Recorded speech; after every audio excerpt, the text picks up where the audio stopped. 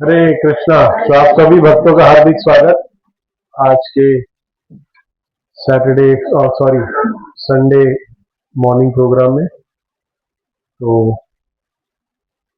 जैसे आप सबको पता है कि जितने भी भक्त उपस्थित है उसमें से ज्यादातर लोग अगले हफ्ते जो हमारी पंढरपुर यात्रा है उसमें उपस्थित होने वाला है। तो कौन कौन भक्त यहाँ से जो पंढरपुर आ रहा है, पंढरपुर आ रहे हैं? बहुत कम लोग हैं जो नहीं आ रहे हैं। कौन कौन है जो नहीं आ रहा है? एक दो तीन चार पाँच। ठीक है, आप लोग एक अपना पत्थर दे देना, साथ में लेके जाएंगे, तो आपको भी फल प्राप्त हो जाएगा। ऐसा देख सुना है कभी ऐसा? हाँ, सुना है ऐसा?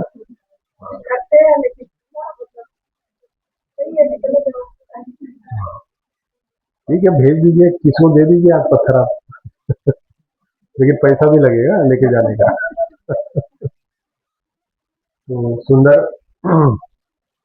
पंढरपुर धाम अधिक मास महोत्सव। तो हम अधिक मास में हम चाहते हैं कि जितने भी भक्त लोग हैं अधिक मास में कुछ भक्ति में जो कहा गया था वो कुछ ना कुछ ज्यादा भक्ति में अधिक करने का प्रयास कर रहे हैं अपनी क्षमता के अनुसार। तो आज हम एक विशेष पंढरपुर महिमा के विषय में सुनेंगे। कितने भक्त लोग हैं जो पहली बार जाएंगे पंढरपुर? पहली बार जाएंगे? महाराष्ट्र में रहते हैं भी इतने लोग कभी गए नहीं। ओहो, ठीक है, चलिए। तो हम देखते हैं कि इस भारत भूमि में ऐसे बहुत सारे तीर्थ स्थल है, अनेक तीर्थ स्थल है। हर एक राष्ट्र में, हर एक राज्य में, हर एक सिटी में कहीं ना कहीं कुछ ना कुछ तीर्थ स्थल है। भारत भूमि जो है वो स्थली है तीर्थों की। कोई कहा है ऐसे, कभी आपने सुना है कि सिंगापुर में गया तो ये मैं तीर्थ में जाके आया? कोई जाता है मलेशिया गया कोई, तो आप लोग ने सुना है कभी कि हम ये तीर्थ गए थे?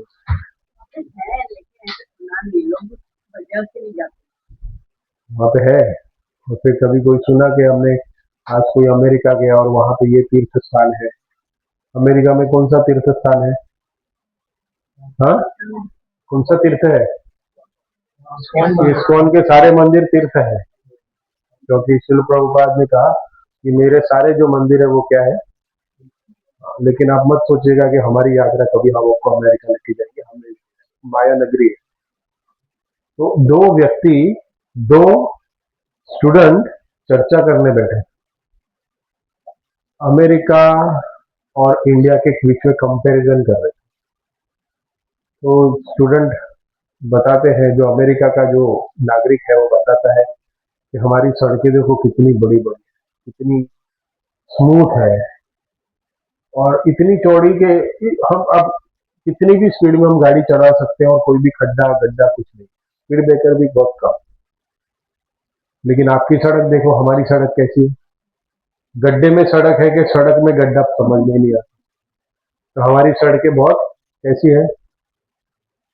कोई कहे सड़क ही नहीं है, गड्ढे में रास्ता बना दिया है। तो स्टूडेंट कहता है, व्यक्ति कहता है कि देखो आपकी सड़कें कैसी है, इतने गड्ढे हैं, गाड़ी भी चल नहीं पाती ठीक से। तो जो इंडियन व्यक्ति था, इंडियन स्टूडेंट है, वो कहता है हो सकता है कि आपकी अमेरिका की सड़कें बहुत बड़ी बड़ी है, बहुत लंबी लंबी है, बहुत ही हाईटेक है, लेकिन हमारी सड़क में भले ही कितने भी गड्ढे हो, भले ही टेढ़ी मेढ़ी हो, भले ही वो बहुत ही थर्ड कैटेगरी की हो, इतनी अच्छी स्मूथ राइड ना हो, लेकिन हर एक सड़क, हमारी हर एक सड़क कोई ना कोई एक तीर्थ स्थान में आपको लेके जाती है, तीर्थ स्थान में आपको लेके जाएगी। अमेरिका की बहुत अच्छी सड़क है, लेकिन वो सड़क आपको कहाँ लेके जाएगी? आपको नरक में लेके जाएगी। लेकिन जो हमारी सड़कें भले ही खड्डे वाली है, भले ही अवड़ खबड़ है, लेकिन वो आपको जन्म मृत्यु जरा व्याधि के चक्कर से छुड़ाने वाली सड़क है। तो इसलिए कभी भी अगर आप लोग अभी ऐसी सड़कें देखो ना, खड्डे आए, तो ये समझना कि सड़क पे मैं चल के आके मैं हरे कृष्णा धाम में आ रहा हूँ, हरे कृष्णा मंदिर आ रहा हूँ। तो ये मुझे सड़कें कोई मेरे को बाधा नहीं करनी चाहिए। ये खड्डे वाली सड़क भी हो, कुछ भी हो, लेकिन हमें भगवत धाम जाने के लिए सड़कें हमें भगवान के दर्शन कराती है, भगवान के धाम लेके जाती है, भगवान के अलग अलग लीला स्थलियों पे लेके जाती है। तो ये सड़कें हमारा उद्धार करने वाली है। तो बहुत सुंदर उस व्यक्ति ने आंसर दिया, उस स्टूडेंट ने आंसर दिया। उस भौतिक जो चकाचौंध रोशनी को देखने वाला जो व्यक्ति है, उसको बताया भले ही हमारी सड़कें अच्छी नहीं, लेकिन वो भगवत धाम लेके जाने वाली है। उन सबको भगवान का, उनका उद्धार कराने वाली सड़क है। तो ऐसे हम देखते हैं कि हमारे ऐसे अनेकों अनेक तीर्थ स्थान है जिसमें हम जाते हैं। तो उसमें से एक ये जो महाराष्ट्र है, तो महाराष्ट्र भी एक है ना, महाराष्ट्र क्यों कहा गया है? महाराष्ट्र का राजा महाराष्ट्र, क्योंकि इस महाराष्ट्र में भी बहुत सारे संतों ने जन्म लिया है। ये संतों की भूमि कही जाती है, पूरे इंडिया को संतों की भूमि कही जाती है, लेकिन महाराष्ट्र को भी अधिकतर कहा जाता है। सभी राज्यों में कोई ना कोई बड़े संत प्रकट हुए हैं, उसमें से महाराष्ट्र में भी जो है बहुत सारे ऐसे संत प्रकट हुए हैं, इसलिए इसको महाराष्ट्र कहा जाता है। और इसको जो हम देखते हैं कि हम इसको कहते हैं कि भव वैकुंठ, ये जो एक बहुत सुंदर लोकनाथ महाराज द्वारा बुक है, उसमें जो कुछ रेफरेंस में आज हम चर्चा करेंगे। ये बहुत सुंदर बुक है, आप लोग जाएंगे तो ये तो इंग्लिश में है, लेकिन आप लोग हिंदी में भी ले सकते हैं, हिंदी और इंग्लिश अवेलेबल है ये बुक, तो वहाँ स्टॉल पे मिलेगी। तो कहते हैं कि हमारे हमारे धाम में हमें क्यों बार बार जाना चाहिए? हम बार बार वृंदावन जाते हैं, बार बार मायापुर जाते हैं, बार बार जगन्नाथपुरी जाते हैं, बार बार हम पंढरपुर जाएंगे, समय मिला अपने अपने अनुसार। कोई साउथ इंडिया भी जाता है, कोई कहाँ भी जाता है, तो बार बार धाम में क्यों जाना चाहिए? कहते हैं क्यों जाना चाहिए धाम में? तो कहते हैं कि हमारा जो अस्तित्व है, हम है, वो तीन वजह से है। हमारा शरीर है, हमारा मन है और हमारी आत्मा है।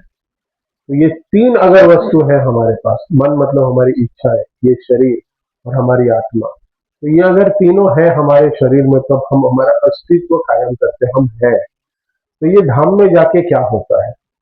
अगर ये तीनों शरीर, मन और आत्मा, इसका शुद्धिकरण होता है धाम में जाके, कैसे होता है? तो सुनिएगा ठीक से कि आपको धाम में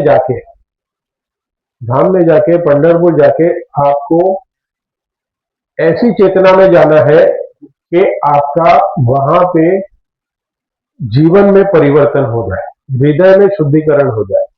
तो कहते हैं कि अगर शरीर हमारा ऐसे धाम में जाके, हमारा शरीर के उस मिट्टी से अगर हमारा स्पर्श होता है, तो आप उसकी मिट्टी को अपने शरीर से कैसे स्पर्श कराएंगे?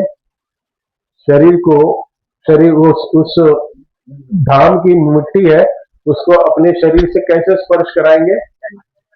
दंडवत प्रणाम करके। ऐसे नहीं कि खड़े हो गए, ऐसे किया और ऐसे सर पे लगा दिया, कहीं लगा दिया। दंडवत प्रणाम करेंगे तो क्या होगा? धाम में हमारा शरीर का शुद्धिकरण होगा, शरीर का शुद्धिकरण कहते हैं। और हम देखते हैं कि जितने भी धाम है वहां पे एक पवित्र नदियां होती है। तो वहां पे कौन सी नदी है? भीमा नदी।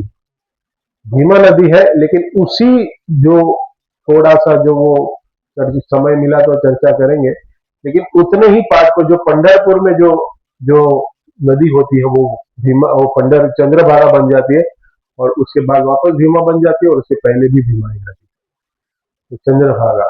तो वहां पे अगर हम उस जल से हम स्नान करते हैं, हम चंद्रभागा में अगर स्नान करेंगे, तो हमारा किसका शुद्धिकरण होगा? हमारे मन का शुद्धिकरण। तो दंडवत करके धाम में, ये पंढरपुर के लिए नहीं है, सभी धाम के लिए कह रहा हूं, जितने भी इंडिया में कहीं भी आप धाम में जाइए तो ये तीन चीजें करनी चाहिए।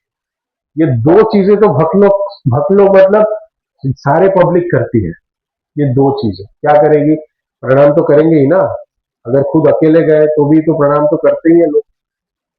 नहाते गंगा स्नान करो या फिर यमुना स्नान करो, गोदावरी स्नान करो, नासिक में गए तो स्नान तो करेंगे। लेकिन ये जो तीसरा है, जो आत्मा का शुद्धिकरण करने वाला है, वो कोई नहीं करता। वो सिर्फ इस्कॉन की संस्था में होता है और कोई नहीं कराएगा आपको। वो क्या है इसका? साधु संग। Very good, clap for her. अगर धाम में जाके परिवार संग हुआ तो वो क्या कहते हैं? पिकनिक। अगर साधु संग हुआ तभी धाम की हमें फल मिलता है। तो हमारा शरीर का शुद्धिकरण हुआ, कोई फायदा होगा? होगा कि नहीं होगा? दंडवत करके शरीर का शुद्धिकरण हुआ, हुआ कि नहीं हुआ? हुआ। चलिए, जल में नहा के हमारे मन का शुद्धिकरण हुआ, हुआ नहीं हुआ? हुआ। लेकिन अगर आत्मा का शुद्धिकरण नहीं हुआ तो पहले जो कैरेक्टर का, जो पहले जो वस्तु है, उसका कोई उपयोग होगा? क्योंकि हम कौन है? पक्का दिख तो नहीं रहे? ठीक है, आप लोग देख रहे हो, मुझे देख पा रहे हो, सुन पा रहे हो, मतलब आपके अंदर आत्मा विराजमान है। अगर आप ये सब नहीं कर पा रहे हो, कौन नहीं कर पा रहा है? ये कोई व्यक्ति है, कोई नहीं कर पा रहा हो तो हमें उसको लेके जाना पड़ेगा चार कंधों पे। सब लोग है ना? यस। तो जब हम सुन पाते हैं, देख पाते हैं, बोल पाते हैं, उसी को कहते हैं कि आत्मा का अस्तित्व है। और आत्मा का अस्तित्व, आत्मा का शुद्धिकरण कहते हैं कि उस धाम में जो साधु संत है, जो उस धाम में रहने वाले वासी है, धाम वासी है, उनका उनके साथ फोटो खिंचवाने से हमारा आत्मा का शुद्धिकरण होगा। कैसे?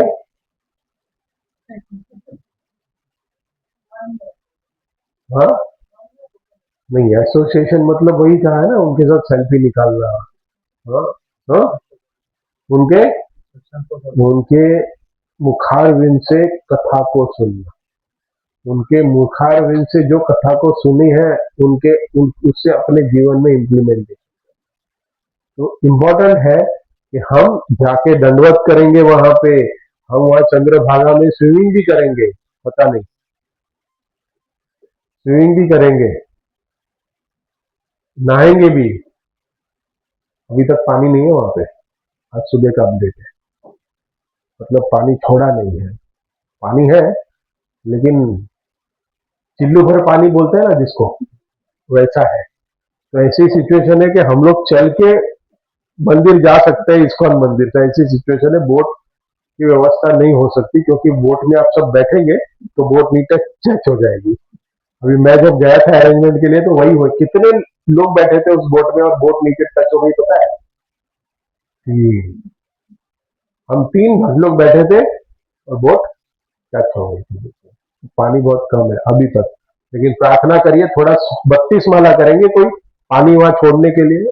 कौन कौन करेगा 32 माला कल से, जिससे पानी आ जाए? हाँ, आप तो करते ही हैं। मैं दुविधा में नहीं डालूंगा किसी को। कुछ भक्त लोग कर लीजिए, क्योंकि आपके वजह से हमें भी थोड़ा पानी का दर्शन हो जाएगा, थोड़ा स्नान हो जाएगा। तो शुद्धिकरण के लिए हमें भक्तों का संग, वहां के साधु संग करना चाहिए। और ये जो साधु संग है वो किससे मिलता है, कैसे मिलता है? धाम में साधु संग कैसे करोगे आप? श्रवणम से, और किसी से नहीं। श्रवणम सुनना है आपको, इंडिविजुअल अपने आप का। हम आपको, जैसे मैं लास्ट टाइम भी बता रहा था, कि हम आपको ट्रेन में ही शेड्यूल दे देंगे। आपको एक A5 साइज का पेपर में प्रिंट करके हम शेड्यूल दे देंगे, हर एक व्यक्ति को देंगे, और उस शेड्यूल के अनुसार आपको अपनी 2 दिन की शेड्यूल के हिसाब से चलना है। कुछ भक्त लोग आपकी प्रसन्नता के लिए ड्रामा भी कर रहे हैं, तो मुझे बताया गया कि उस ड्रामा के विषय में मत बताना। मुझे बोला गया, क्योंकि डायरेक्टर वो प्रॉब्लम है ना, मेरा धर्म पत्नी है डायरेक्टर, प्रोड्यूसर यहाँ बैठे हैं, तो बोला कि उस स्टोरी को मत बताना। मैं बोला अभी हम संडे रात को शाम को करेंगे, तो सैटरडे चला जाएगा, तो वो पुंडलिक के बिना तो पंढरपुर जा ही नहीं सकते। तो अभी जब तक नहीं है तब तक हो जाए, लेकिन आएगी तो फिर प्रॉब्लम हो जाएगा। तो पुंडलिक की जो मेन जो है कैरेक्टर इस पंढरपुर में, कौन है, कौन है, किसके वजह से भगवान पंढरपुर में आए, वो है पुंडलिक। तो पुंडलिक कौन है, कौन बना है पुंडलिक? केविन, केविन प्रभु जी बने हैं। तो बहुत सारे अलग अलग कैरेक्टर है। हमारे नरेशन देने वाले दो माता जी प्रभु जी, अनंत रावत प्रभु जी, पद्मजा लक्ष्मी माता जी है। हाँ, बाद में विष्णु और रुक्मिणी कौन बना है? विष्णु और रुक्मिणी कौन है? तुम रुक्मिणी हो? विष्णु, वाह वेरी गुड, अच्छा है, लंबा है विष्णु, पतला भी है, ठीक है। और रुक्मिणी कौन है तुम्हारी? रुक्मिणी कौन है? अनुपमा माता जी, अच्छा, सूट हो रहा है। और कौन है वो कैरेक्टर है?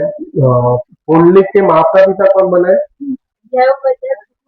और माता जी, हो वाह, आपका कितना सौभाग्य, आप तो भक्त है पुंडलिक। क्या आपको मतलब पुंडलिक के माता पिता भी एक इम्पोर्टेंट है, क्योंकि उनकी वजह से ही पुंडलिक पुंडलिक बना। और कौन सा कैरेक्टर है? तीन नदियां कौन बना है? गंगा, यमुना, सरस्वती कौन बना है? अंजना माता जी क्या बने? सरस्वती बनी है, ओहो। और गंगा बने हैं। और ढूंढना है तो आपके लिए ओपन इनविटेशन है, जिसको जो आ रहे हैं तो यमुना बन सकते हैं। तो यमुना को बनने में मतलब क्या करना है? स्वाइप करना है, झाड़ू मारना है, और कुछ ज्यादा नहीं करना है। करेक्ट वही है ना? कैरेक्टर वही है ना? तीनों जाके आश्रम साफ करते हैं, क्लीन करते हैं, तो वही कैरेक्टर है, ज्यादा डायलॉग नहीं है। डायलॉग जो है ना, लेकिन ये तीनों नदी का इम्पोर्टेंट है ना, ये तीन नदी का सबसे इम्पोर्टेंट कार्य है। क्या कहते हैं वो? ठीक है, मैं तो पूरा स्टोरी बता दूंगा। तीन नदी ये कहते हैं ना कि जिसके जीवन में जो कोई व्यक्ति आते हैं और उसका जीवन परिवर्तन हो जाता है, तो ये तीन नदियां टैगलाइन कहती है पुंडलिक को। तो उस टैगलाइन से उतना उनको आपको बोलना है जिससे पुंडलिक का पूरा जीवन परिवर्तन हो जाएगा। उसके बाद पुंडलिक के मित्र का भी रोल है, उसका पत्नी कौन है? आप हो? हो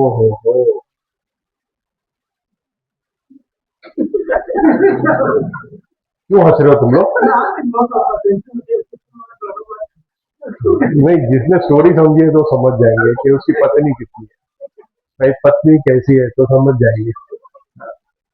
भगवान ना करे ऐसी पत्नी किसी को मिले।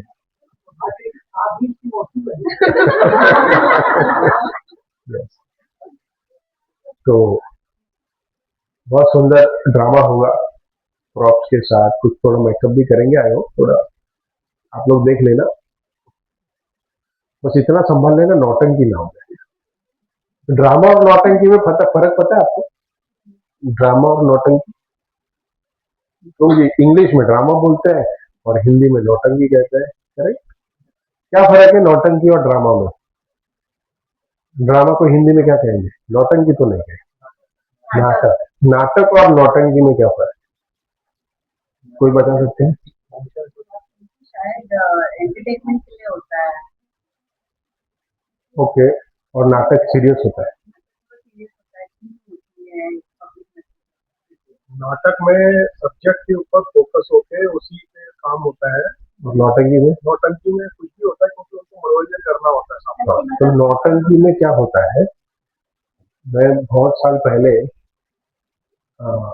मीरा रोड मंदिर में, मीरा रोड रहता था, तो वहाँ पे आईवाएस में था, जब यंग था, बच्चा था, शादी नहीं हुई थी, तो हम ड्रामा वीमा करते थे। मुझे अभी भी याद है, तो कभी भी आईवाएस प्रोग्राम को मैं लीड करता था। तो मैंने कमलोचन जो महाराज अभी भक्ति पद्म महाराज बने, तभी वो कमलोचन प्रभु थे, तो उनके निर्देशन में आईवाएस में हम सेवा करते थे। तो मुझे कहा गया कि रसराज प्रभु को गेस्ट बन के बुलाओ। रसराज प्रभु हमारे मंदिर के, जानते हो रसराज प्रभु को? जो पुराने भक्त हो, जानते हो, भागवतम भी देते हैं कभी कभी। अभी वो अपने डायलिसिस पे है, थोड़ा किडनी का इश्यू है, बीमार है वो।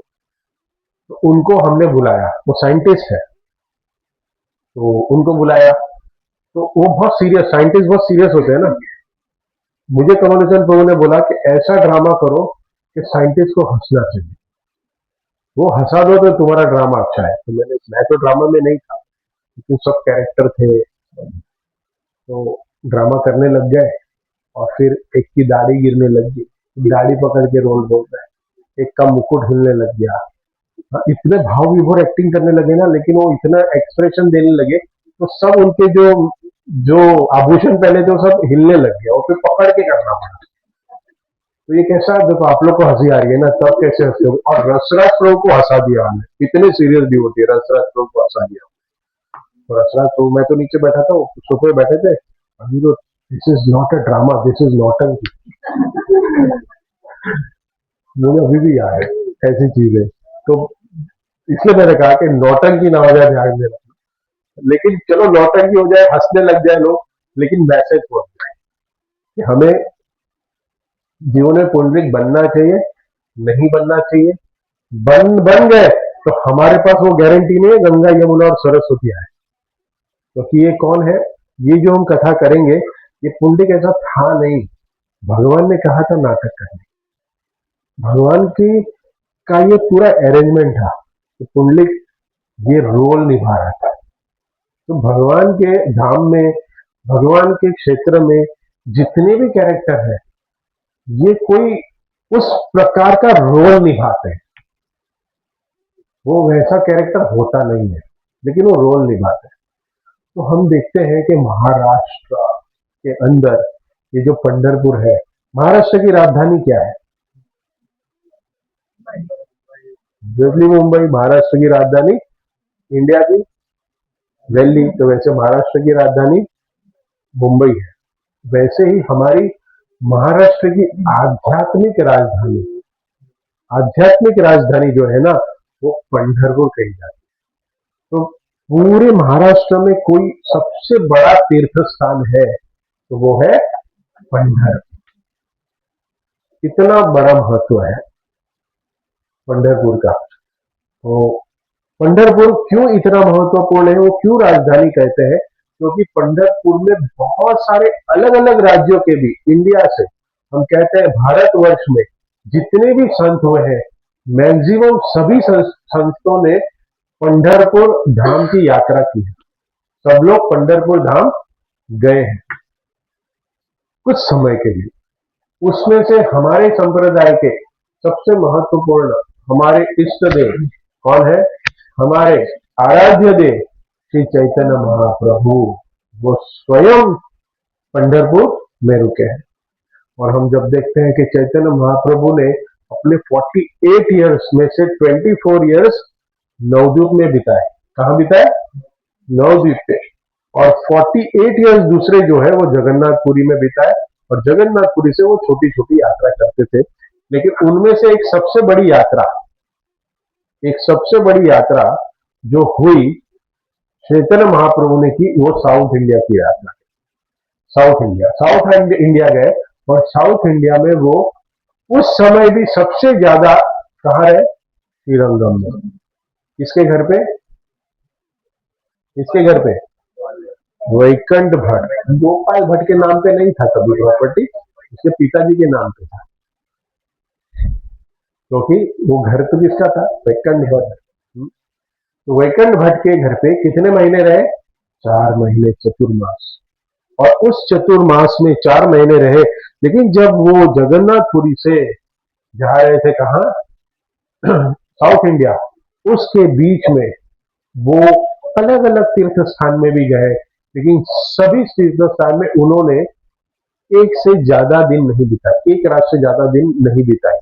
लेकिन शास्त्र कहता है, इस परम पूज्य लोकनाथ स्वामी महाराज ने इस बुक में लिखा है कि चैतन्य महाप्रभु पंढरपुर में 11 दिन रुके, 11 डेज।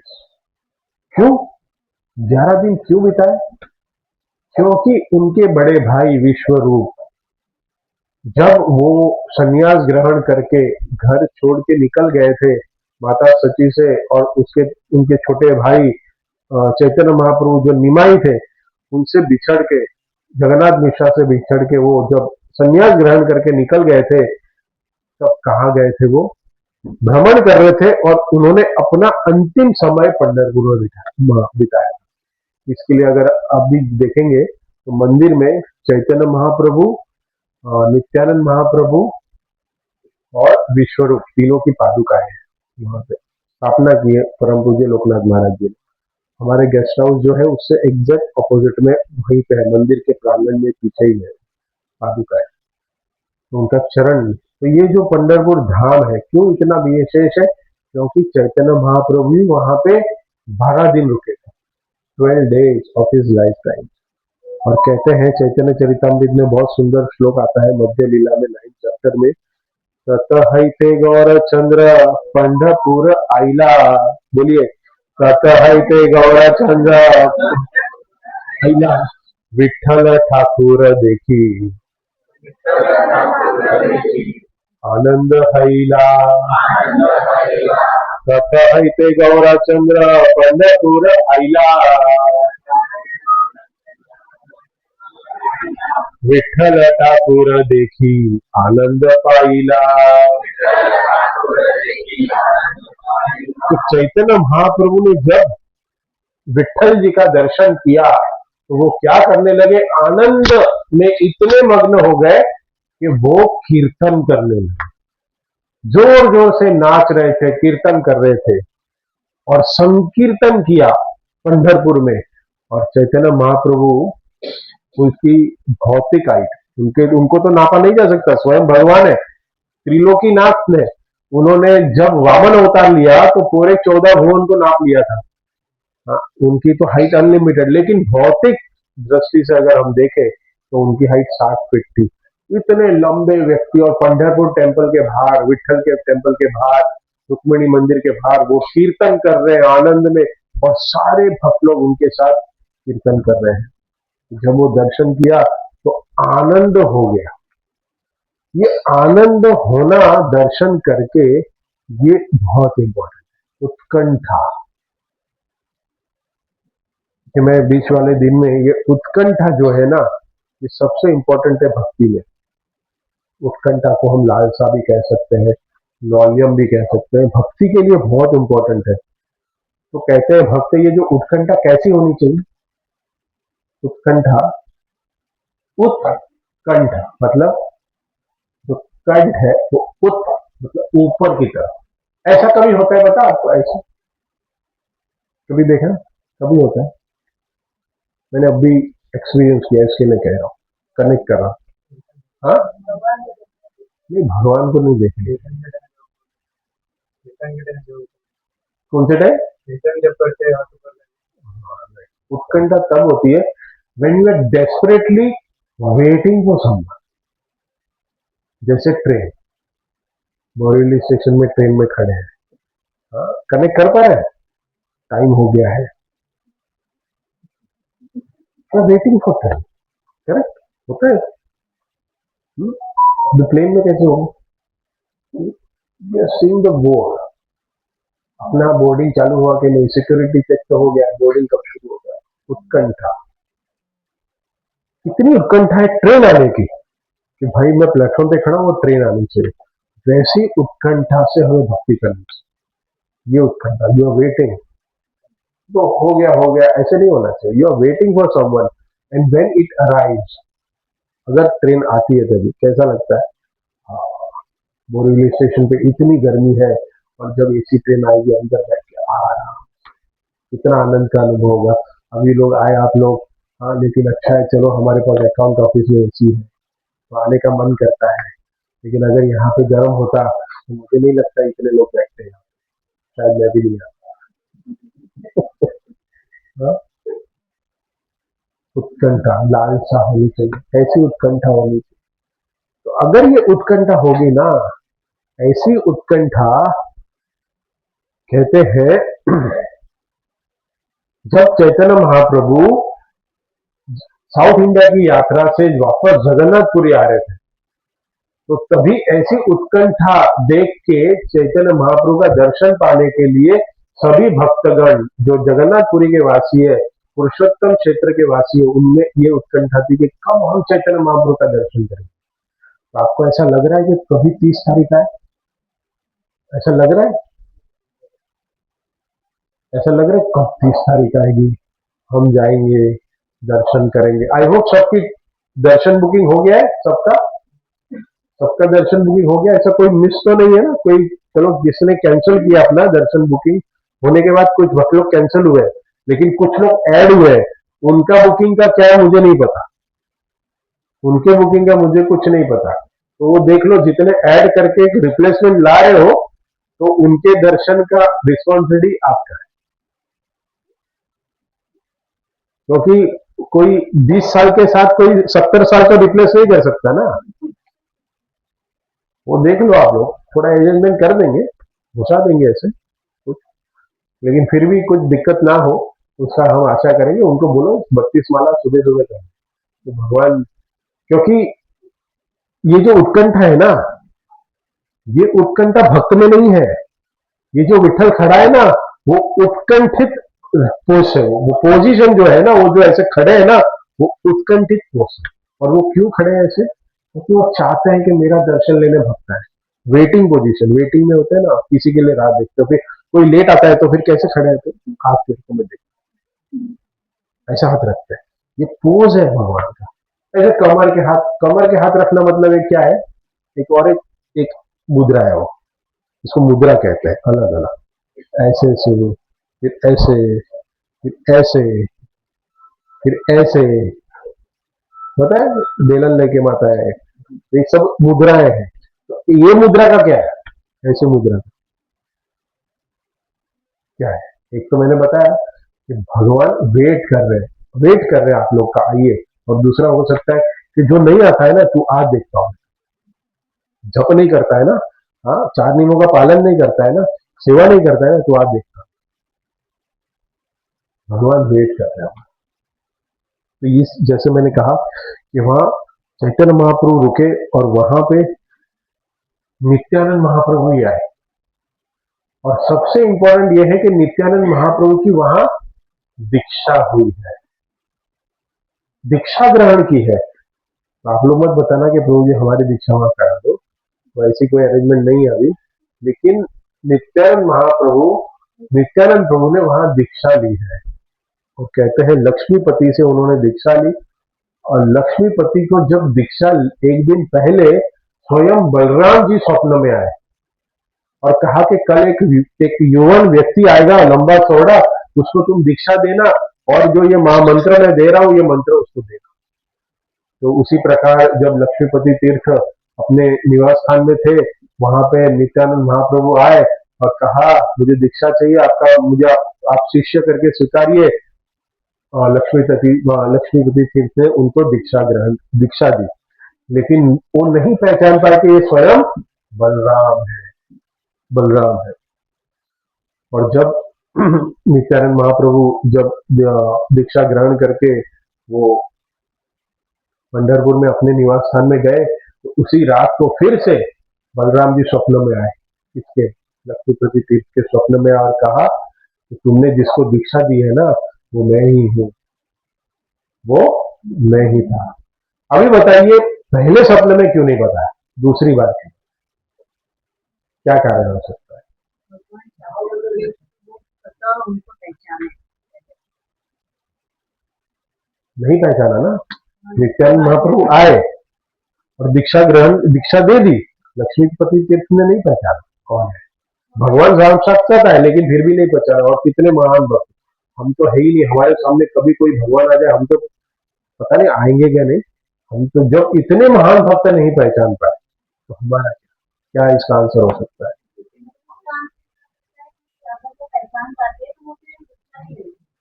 दीक्षा देते ही नहीं, और अगर दे भी देते, क्योंकि ऑर्डर था, लेकिन उस भाव, मतलब वो अपने भाव में हिचकिचाते, मैं आपको कैसे, आप तो मेरे आराध्य देव, तो इसके लिए उस भाव को बनाए रखने के लिए शिष्य और गुरु का भाव डायलूट हो जाता ना, वो उल्टा भी हो सकता है। या फिर अरे आप तो महान हो, तो गुरु शिष्य के कोई शिष्य वो संबंध ही नहीं रहा। इसके लिए कहते हैं कि दूसरी दिन आए जब तीर्थ, लक्ष्मीपति तीर्थ को वापस स्वप्न आया कि तुमने मुझे ही दीक्षा दी और मैं चाहता था मैं आपसे ग्रहण करूं। नित्यानंद महाप्रभु स्वयं बलराम है। यहाँ पे भी इसका तथ्य स्थापित होता है। तो देखते हैं हम लोग कि जैसे लक्ष्मीपति तीर्थ भी वहीं थे, वैसे रामानुजाचार्य कहते हैं, निम्बार्काचार्य, माध्वाचार्य, श्री वल्लभाचार्य, शंकराचार्य, ये सब हमारे चारों संप्रदाय के जो आचार्य हैं वो सब पंढरपुर में रह के अपनी भजन स्थली बनाए हैं। वहां पे उन्होंने भजन किया है, कुछ वक्त तक उन्होंने अपना समय पंढरपुर में बिताया है। तो कहते हैं कि जो शंकराचार्य है वो तो इतना आनंद विभोर हो गए, भगवान का अर्च विग्रह देख के इतने आनंद में हो गए कि उन्होंने पांडुरंग अष्टकम लिख दिया। क्या लिखा? पांडुरंग अष्टकम, शंकराचार्य ने। और उस अष्टकम को आज भी अगर आप देखोगे मंदिरों की दीवारों में उसको कार्विंग करके लिखा हुआ है, और हर रोज सुबह शाम को इस पांडुरंग अष्टकम का पाठ मंदिर के अंदर होता है। तो ये जो पंढरपुर धाम है, जो पंढरपुर धाम का महात्म्य है, तो हम देखते हैं कि अलग अलग बहुत सारे संतों ने वहां पे अपना समय बिताया है, और इस संतों का तो एसोसिएशन हम ले नहीं पाएंगे। क्यों? क्योंकि वो तो अपनी लीला को संपन्न करके धाम में चले गए। तो हम अभी जाके किसका एसोसिएशन लें, किसका लेंगे? वो नहीं है ना अभी। जैसे धाम तो वही है, तो आप दंडवत करोगे तो आपका क्या शुद्ध होगा? शरीर। फिर पानी तो है ही वहां, चंद्रभागा, तो वहां पे आप डुबकी लगाओगे तो आपका क्या शुद्ध होगा? लेकिन ऐसे महान आचार्य तो है नहीं। तो ऐसे महान आचार्यों का अगर हमें संग ही नहीं मिलेगा तो हमारा आत्मा का शुद्धिकरण कैसे? उनकी कथाएं सुन के से ज्यादा उनके कथाओं के जो तत्व है, जो नियम है भक्ति के, उसको अपने जीवन में उतारे, तब जाके हम उनका एसोसिएशन पा सकते। इसलिए कल हम देखते हैं कि हर ग्रेस राधिका कृपा माता जी बम्बई में है। आज शाम को भी उनका लेक्चर है अंधेरी ईस्ट में, तो जिन जिन भक्तों को आना है अंधेरी ईस्ट में, वहां पे उनका आज भी लेक्चर होगा। तो भी देखा तो सुंदर तरीके से वो बता रहे हैं। क्या बता रहे हैं? उन्होंने वापू सेवा बहुत की महाराज की, करेक्ट, लेकिन वापू सेवा के वजह से उनको वाणी सेवा करने का भाव प्रकट। आज वो वाणी सेवा कर, तो आज महाराज हमारे बीच में नहीं है या नहीं है या नहीं है? है या नहीं है? अपने उसी के लिए है, उसी भक्त के लिए है जो वाणी को फॉलो करता है। जो वाणी को फॉलो करता है उसी के लिए महाराज है, दूसरे के लिए तो महाराज चले। इसलिए वाणी को फॉलो करना वपू से भी बहुत ज्यादा है। और वाणी क्या है उनकी, बताइए। मैंने कल एक ग्रुप में फोटो डाला था, महाराज बस में बैठे थे। तो क्या डाला था? वो फोटो जो है वो हमारे सीनियर भक्तों के ग्रुप में आ गया था वो फोटो, बट फिर उसको मैंने कुछ कनेक्ट करके बना दिया आप लोग के लिए। बस में जाना है आप लोग को? जाना है? टिकट क्या है उसकी? क्या है टिकट उसकी? नहीं तुम मत बोलो। और कौन कौन? देखा भी नहीं है मेरे मैसेज को, कोई निग्लेक्ट कर रहे हैं। क्या था वो? क्या था?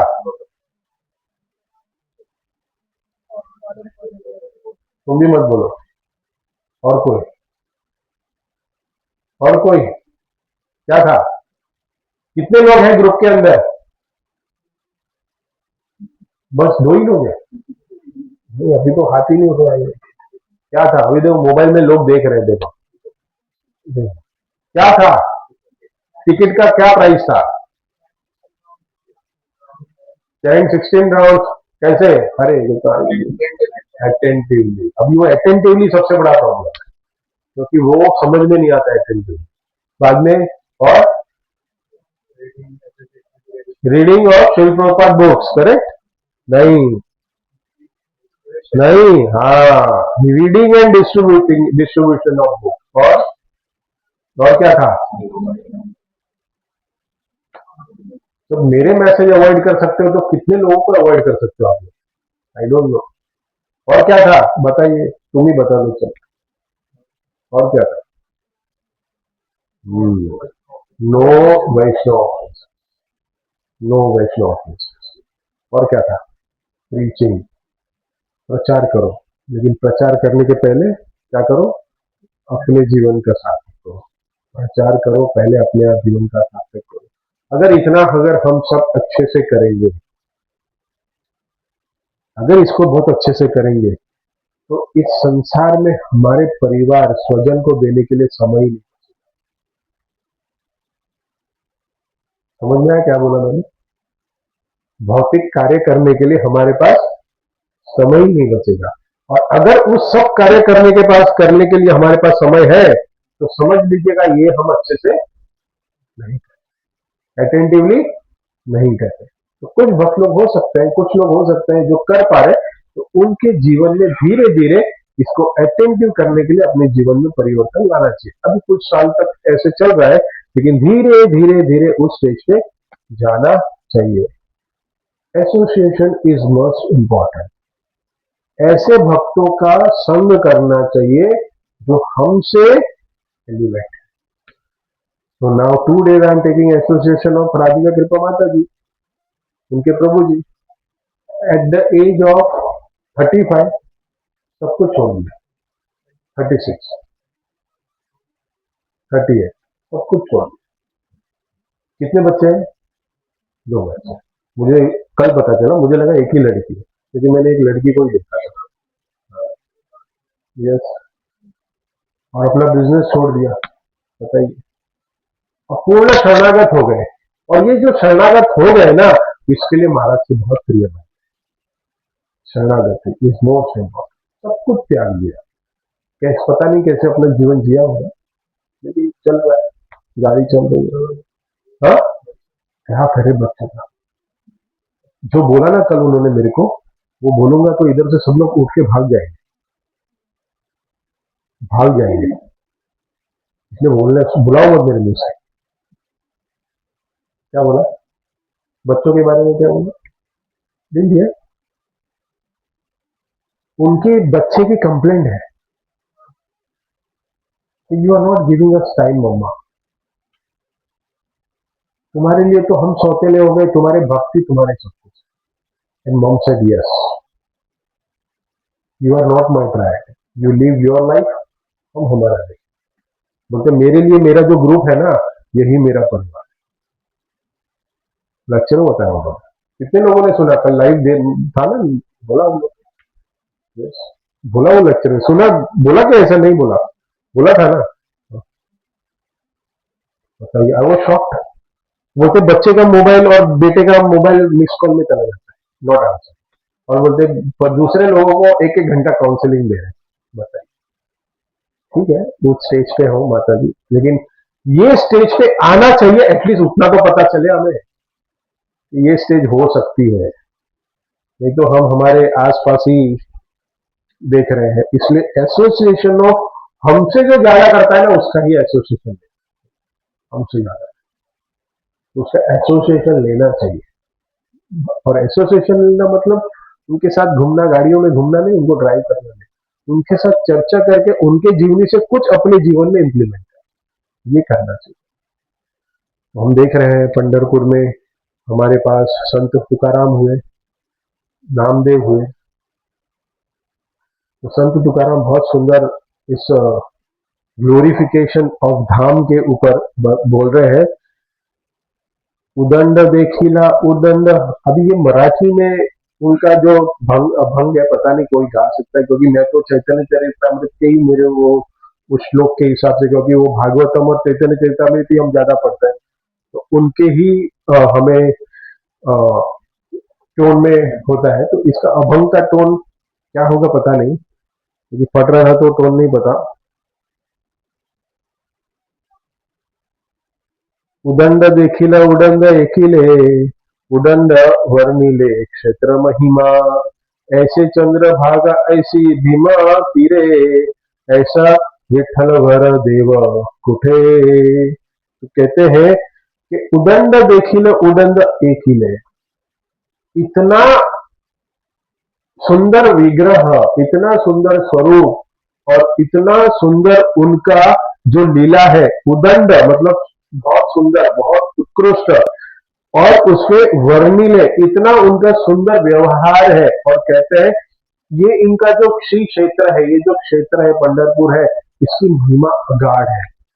और ऐसे चंद्रभागा, ऐसे भीमा तीरे, और उसमें चंद्रभागा नदी है, इन सब का हमें दर्शन जो है, ऐसे विठल भगवान, ऐसे विठल भगवान इस संसार में और कहाँ है जिनका सुंदर विग्रह हमें देखने मिल रहा है। सुंदर चंद्रभागा नदी है और उनका सुंदर विग्रह और उसके साथ साथ उनका सुंदर स्वरूप, ये तुकाराम महाराज कहते हैं ये कहीं भी आपको इस संसार में नहीं मिलेगा।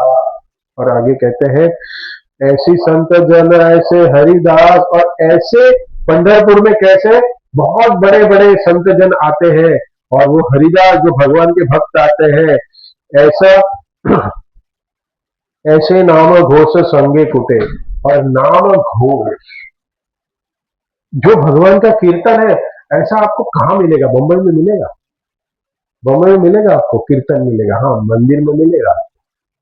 अच्छा, श्री चैतन्य महाप्रभु की कृपा, श्री हमारे एसी भक्ति वेदांत स्वामी श्रील प्रभुपाद, आज सुबह मंगलारती में बहुत गर्मी हो रही थी ना,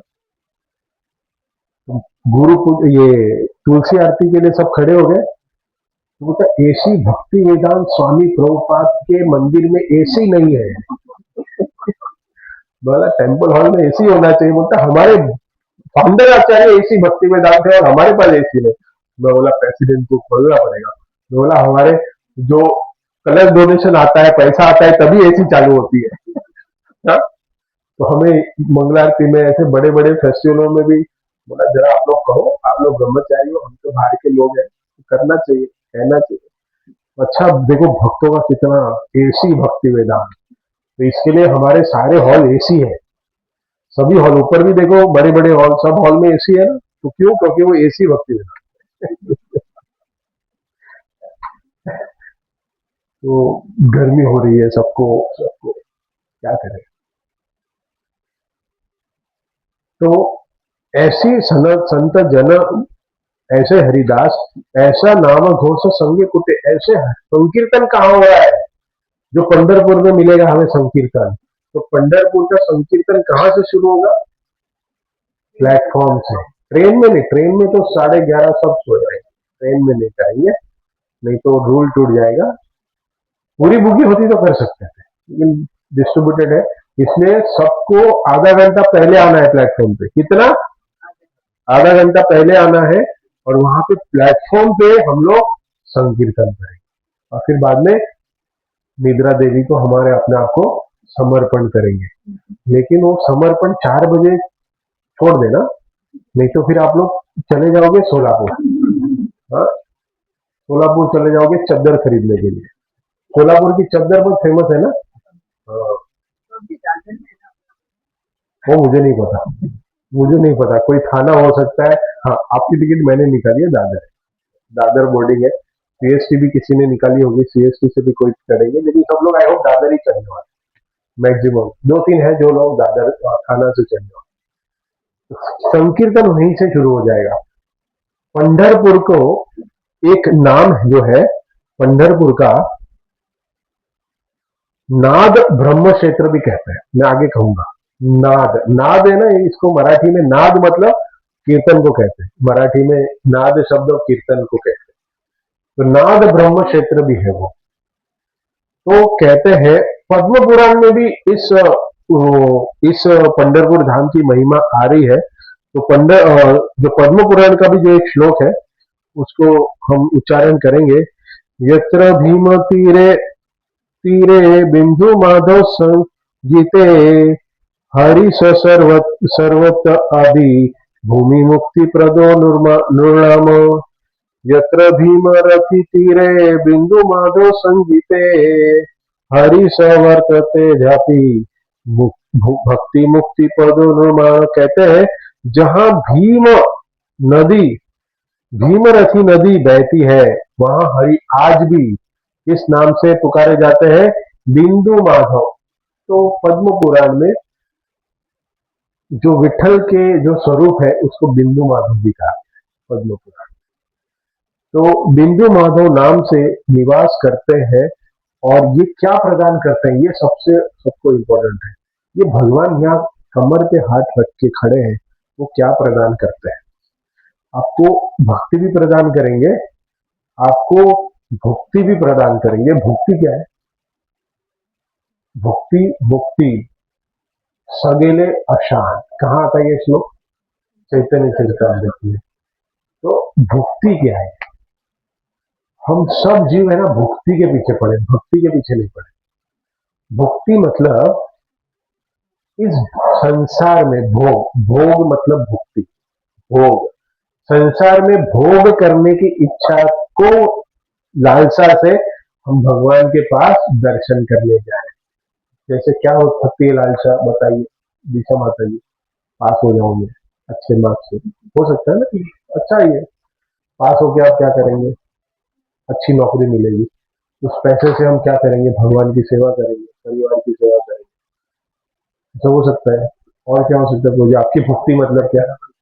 हाँ, पैसा डबल हो जाए, पैसा डबल। और आपका क्या हो सकता है? हाँ, स्टडी, अच्छे से स्टडी हो जाए। ओके, और कुछ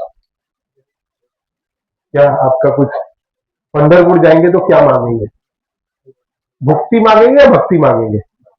बोलो मत खोलिए, वो मुझे नहीं मालूम है क्या मांगेंगे, वो मुझे पता है सब क्या मांगेंगे। भक्ति, इसको भक्ति कहते हैं, जो भोग प्राप्त करने के लिए अच्छे से सब हमारे परिवार वाले रहे, घर में सुख शांति रहे, हमेशा लक्ष्मी जी का वास रहे।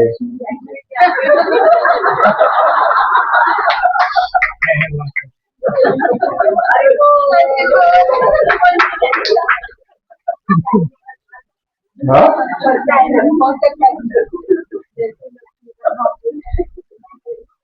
7 जन्म का साथ है और ये 7वां जन्म है।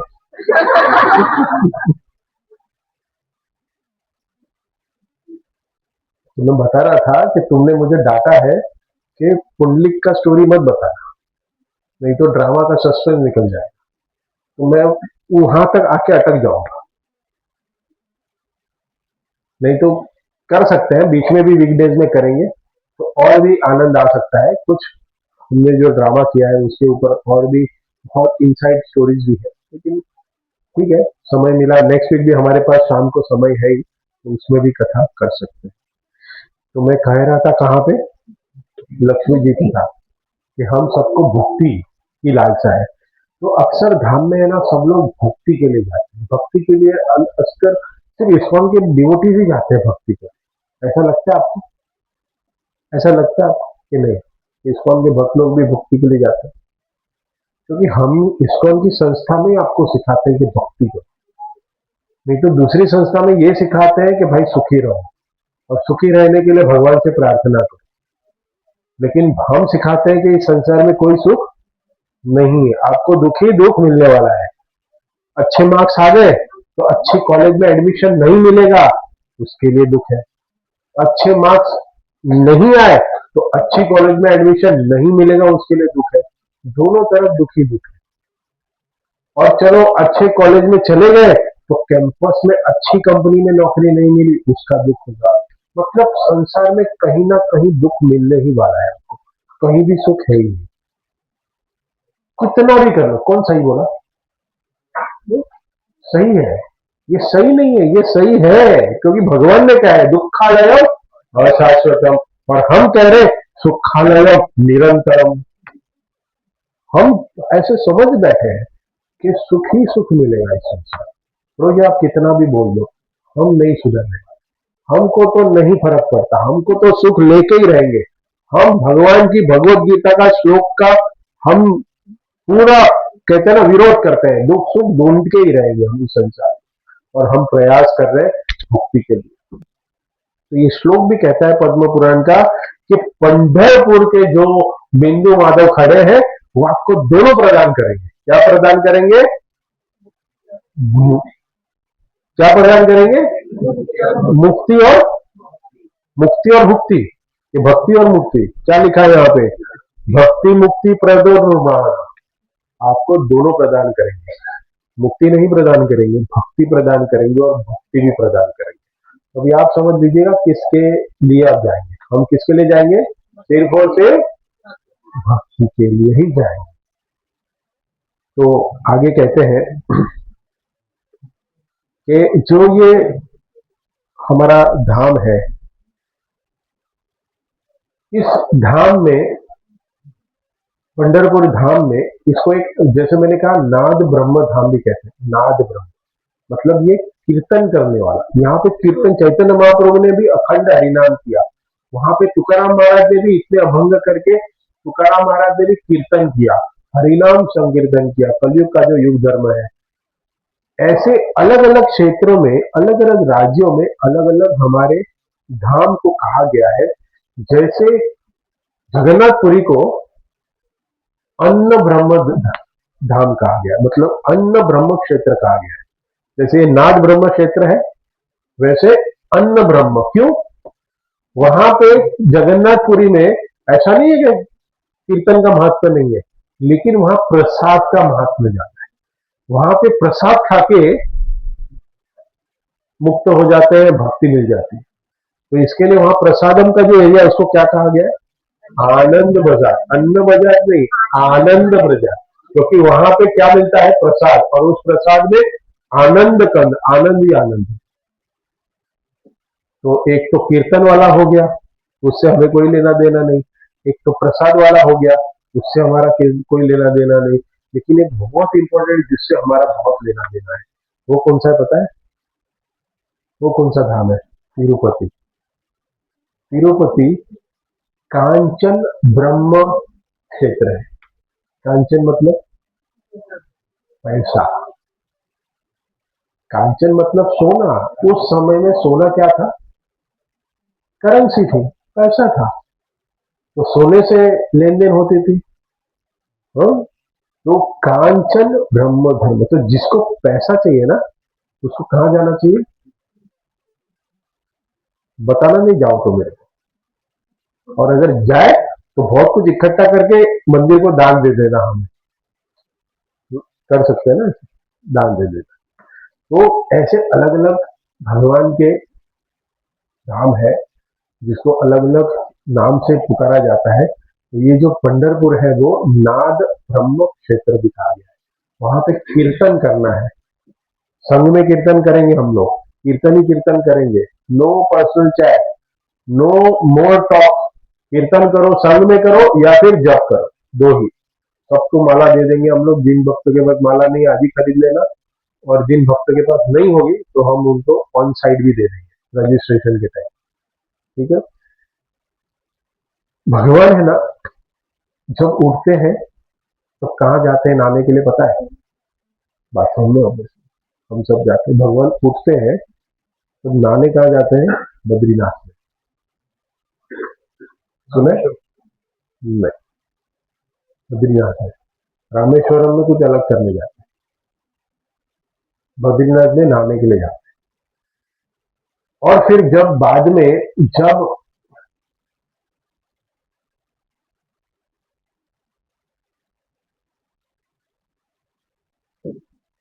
he goes for bathing as per Padma Puran, he goes to Badrinath. Rameswaram में जाते हैं वो रेस्ट करने के लिए। श्री रंगनाथ और रामेश्वर साउथ में रेस्ट करने के लिए। सो भगवान जब उठते हैं तब वो बद्रीनाथ जाते हैं, क्या करने के लिए? नहाने के लिए जाते हैं। जब उनको भूख लगती है तो भगवान कहाँ जाते हैं?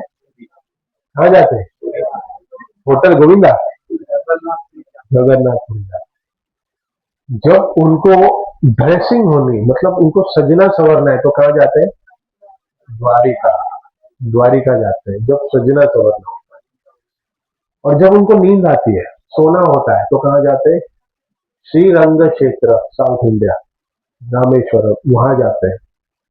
तो ये सब अपनी पर्सनल कामें हैं। भगवान ये सब अपने पर्सनल चीजों के लिए जा रहे हैं ना, जब भक्तों का उद्धार करने के लिए।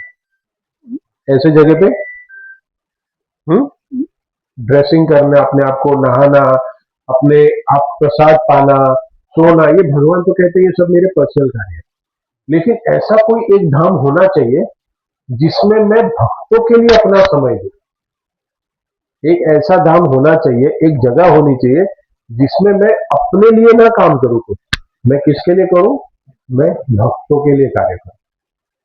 तो भगवान सोच रहे थे कि ऐसा धाम क्या हो सकता है। तो भगवान कहते हैं कि एक ऐसी चीज है, एक ऐसा धाम में मैं जाऊंगा जहां पे मैं भक्तों के लिए खड़ा रहूंगा और मैं भक्तों के प्रेयर्स को सुनूंगा, भक्तों की भक्ति को सुनूंगा, भक्तों की भक्ति की लालसा को सुनूंगा। और ये जो सुनने का, जो मैंने पहले भी कहा है कि जो पोज है, ये जो पोज है मिठे भरी, तो भक्ति लोग जाते हैं ना, वो एक सुंदर अभंग है, सुंदर ते ध्यान उभे विठेवारी। तो ये माता जी सेवा ले लो, जो भजन है वो सबको पीडीएफ में डाल, कौन करेगा ये सेवा।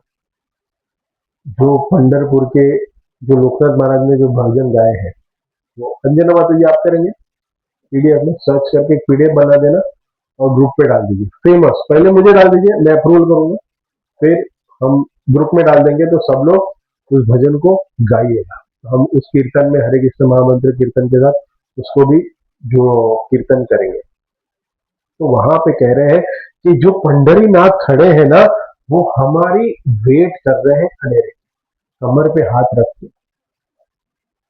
जो ईट होती है, जो ब्रिक होती है, उसको मराठी में वीट कहते हैं, इसके लिए विठ्ठल कहते हैं। और वो हमारी वेट कर रहे हैं, इसलिए देखो इतने बड़े बड़े लाइन लगा के। आप आषाढ़ी एकादशी में कभी दर्शन के लिए गए? कौन गया आषाढ़ी एकादशी में? ओहो, प्रणाम करो उसको, हाथ लगाओ उसके चरणों पे। इतने महान, कितने दिन में लगाया दर्शन? कितना टाइम लग गया था? फिर भी 2 दिन, एक दिन, एक दिन इतने दर्शन के लिए लालायित होते हैं हम लोग होंगे। मैं सोच रहा था ये जो दर्शन पास हम कर रहे हैं ना, उसको नहीं करना चाहिए। जो ये मेरा एक्सपीरियंस रहा है कि जब 4-5 घंटे कीर्तन करेंगे और जब कीर्तन के बाद जब वो एसी हॉल में घुसेंगे, गर्मी होगी, फिर वो एसी हॉल में घुसेंगे, फिर वो पेड़ आएगा। हाँ, वो पेड़ देखा है? हाँ, पेड़ है ना उधर, पेड़ से जाते हैं। वो पेड़ क्या है, आएगी कथा में मैं बताऊंगा। अभी तो पेड़ लगेगा। हाँ, लेकिन जब वो पेड़ का महत्व सुनेंगे ना हम, तब हमें पता चलेगा ये पेड़ क्या है। तो भी कथा करूंगा मैं, समय होगा तो जो लालसा तब भगवान को देखने की है ना, तो आज ही मुझे एक भक्त बता रहे थे, अरे प्रभु जी आप पंढरपुर जा रहे हैं, वीआईपी दर्शन अरेंज करूं क्या? मैं बोला 80 लोग हैं। वो भाग गया। बोला 80 लोग हैं। लेकिन मुझे लगा तुम अकेले हो। मैं बोला अकेला नहीं जा रहा हूँ, ग्रुप को लेके जा रहा हूँ। बोला अभी कराओगे? इतना नहीं होगा। वो वीआईपी दर्शन में कोई मतलब, वीआईपी दर्शन में जब हम जाते हैं ना, ये मेरा अनुभव है, अनुभव मतलब ये मेरा फिलॉसफी, आप लोग अगेंस्ट जा सकते हो। वीआईपी दर्शन में हम भगवान का दर्शन करते हैं। कौन करते हैं? हम। और जो लाइन में खड़ा होकर दर्शन करने आता है ना, उसका दर्शन भगवान करते हैं। क्योंकि वो भगवान मेरे लिए इतनी तपस्या करके खड़ा है। 4 घंटे, 5 घंटे, 6 घंटे, 7 घंटे, 8 घंटे, 24 घंटे एक झलक देखने के लिए पंढरीनाथ की। आप उधर जाएंगे ना, आपके पास सिर्फ 2 ही सेकंड है। कितने? 2 ही सेकंड है। जब कोई पैंट शर्ट पहन के आता है ना, तो उसका बेल्ट पकड़ के उसको खींचते हैं। माता जी आएगी, उसकी साड़ी का पल्लू ऐसे कुछ तो भी खींचते हैं वहां पे। हाँ, बाउंसर बोलते हैं, उधर बाउंसर खड़े हैं अभी। हाँ, टेम्पल के अंदर सिर्फ 2 सेकंड दर्शन। 2 सेकंड भी तुम्हें मिल गया तो तुम्हारा नसीब है। बालाजी गए थे और आपको 2 बजे दर्शन हुआ। हाँ, उसके बाद में खाली सामने गया, सिर्फ एक झलक देखना बस। दो, और वो ऐसे ही उठा के फेंक देंगे ना आपको बाहर, बस वो एक झलक देखनी है पंडित में। वो क्या है वो बाद में, वो क्या है, क्यों ऐसा होता है? इतना 4 घंटे 4 मिनट तो दो, क्यों? क्यों? हम इसको कैसे ग्रहण कर सकते हैं? क्यों मालूम है? क्योंकि बहुत लोगों को मैंने देखा है इसमें अपराध करते हैं, उस लोगों के साथ बहस करते हैं। आप लोग ना करें। भले आपको दर्शन ना मिले पंढरपुर जाके, भले आपको ठीक से नहीं हुआ, ये ठीक से क्या होता है मुझे नहीं समझ, बोलेंगे लोग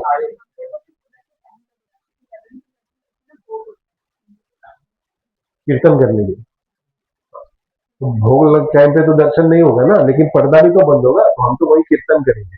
तो हमारे ऐसा नहीं कि 4:30 बजे काकड़ आरती में बैठेंगे और सब लोग आराम से दर्शन, ऐसा नहीं होने वाला। क्यों?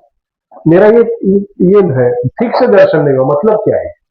ठीक से दर्शन होना और ठीक से दर्शन नहीं होना, ये आप लोगों ने टर्म यूज किया है कभी? किया है? किया है कभी? है 100% गलत हुआ, इंक्लूडिंग बहुत अच्छे दर्शन हो गए, उसका मतलब क्या है?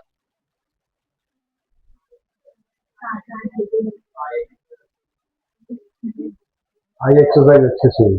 ये स्टेटमेंट कौन देता है? किसने बोला था ये? नहीं, तुमने बोला था, लेकिन तुमने भी तो कहीं से सुना था ना। This is I exercise. हम भगवान को देख ही नहीं सकते क्योंकि वो पत्थर है। कोई देखेगा, अरे अभिषेक कर करके बेचारे भगवान के तो पूरे पत्थर में पैर तो बचे ही नहीं अभी, सच में आप देखोगे पैर तो बचे ही नहीं है, सब सर टिक टिक करते। हम देख ही नहीं सकते। अच्छे दर्शन होना, अच्छा दर्शन नहीं होना, ये टर्म होना ही नहीं चाहिए हमारे। अच्छे से दर्शन हुआ मतलब क्या है? मैं आपको ये बता रहा हूँ कि आप मंदिर में जाके, प्रांगण में जाके अपराध ना करें कि हम भगवान के दर्शन नहीं ले सकते, हम भगवान को देख ही नहीं सकते। कितने लोगों को पता है कि पंढरपुर, कितने लोग गए हैं पंढरपुर? पंढरपुर की कथा क्या है हम जानते हैं? नहीं जानते। पंढरीनाथ आए कैसे? पंढरीनाथ विठल भगवान जब कलयुग में, जब द्वापर युग में थे, तो द्वापर युग में सभी जीव की हाइट कितनी थी? भगवान श्री कृष्ण की हाइट कितनी थी? कौन बताए? भगवान कृष्ण की हाइट कितनी थी? देखो।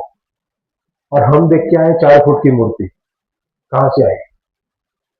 भगवान की हाइट 9 फीट, 9 फीट, ये नहीं हमें पता, फिर कैसे होगा हमारा?